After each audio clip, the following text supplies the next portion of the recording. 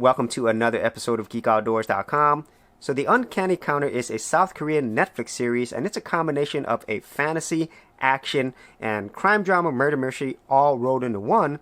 And it was a series that really hit me in unexpected places.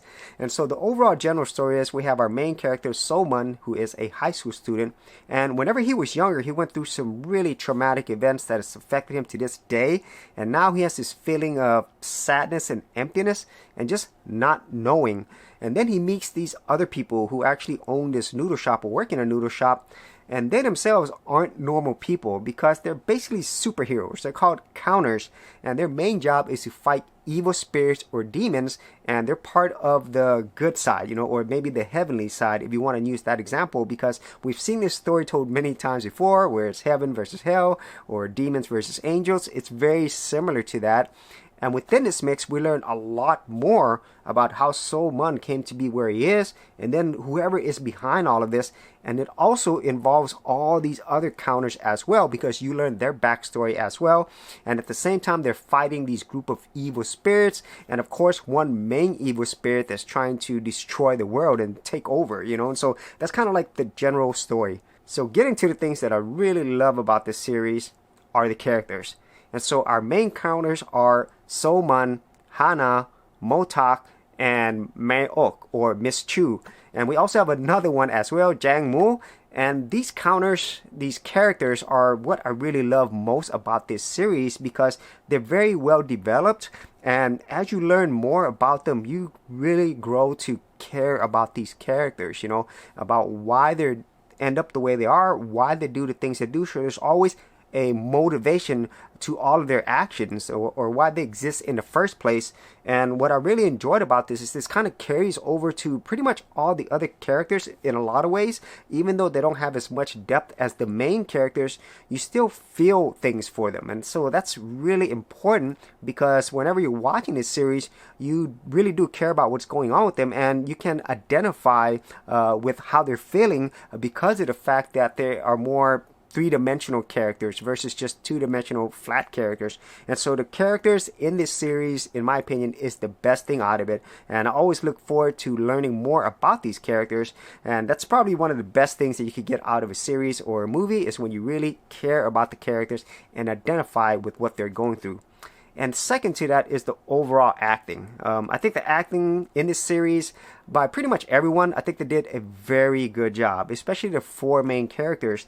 And this comes into even more of a significance whenever the series goes further in this 16 episode series, and there is a lot of emotion and weight. That's really the part that I did not expect in this series because there's so many things that these characters and the actors and actresses are going through, and you could see that in their acting, and there's so many spots where, I even got emotional. And this is a fantasy action series, and especially as you go on later in the series, as you're learning more about these characters, the acting involved with it really helped sell the entire story and really got you invested into it.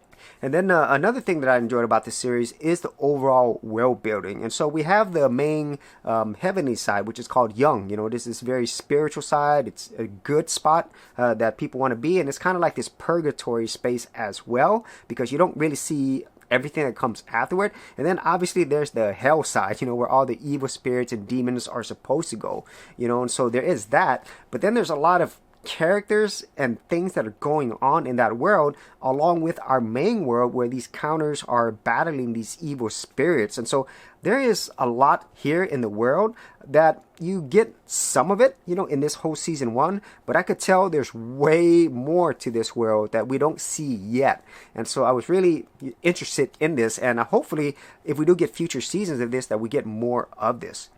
And then the final thing that I enjoyed about this series, as I kind of mentioned a little bit earlier, is the heart that this series has. You really care for not only the characters, but you also grow to, love the story and the world and everything that surrounds it. You get invested into it. And I could kind of tell just by watching the show, I think everyone involved in there really put their heart into it, both literally and figuratively, and just this kind of way that I felt. And so this is one of those series that I could probably watch many times and still get a lot from it because of the fact that the heart that went into this series. And then finally, I would say the series ended off in a very good way, and the last episode, not to give anything away, but there is a lot of emotion and heart in the last episode, more than I would expect.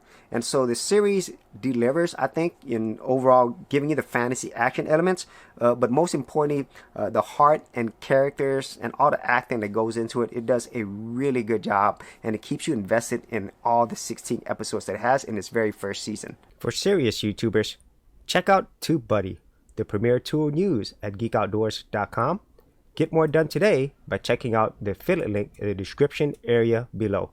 And so getting to the things that I didn't really like about the series, even though I did enjoy the world building, the one thing that they didn't do was really expand upon it. You don't really know much about Young and the characters there, or pretty much anything at all about the demon and the evil spirits, or why they're fighting each other, or how these powers work. All of those things aren't really explained. You only get like very little glimpses or surface level, and I'm assuming this was done on purpose. This is like season 1, so this is more of setup. So maybe if we do get future seasons, you're going to get more of that, or at least I'm hoping. And then the second thing that I didn't enjoy as much is the overall main villain.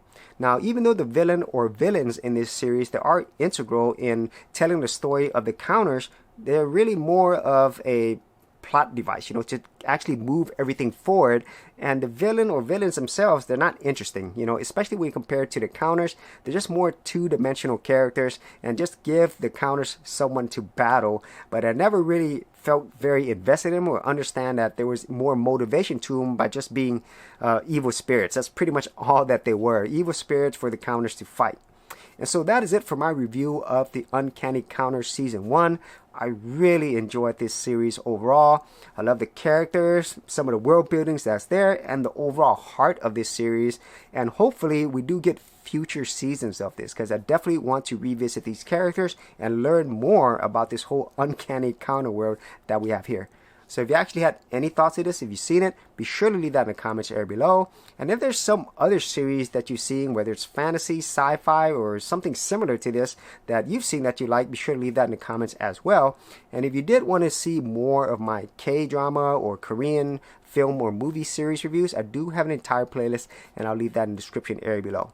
So as always, if you did get value out of these videos, be sure to share, like, and subscribe. And if you're a creative geek like me, and you want to get exclusive access to more content that I don't put out here publicly on my YouTube channel, then join my Gold Content Creators Group, where you're going to get content like this and more for all the creative geeks out there.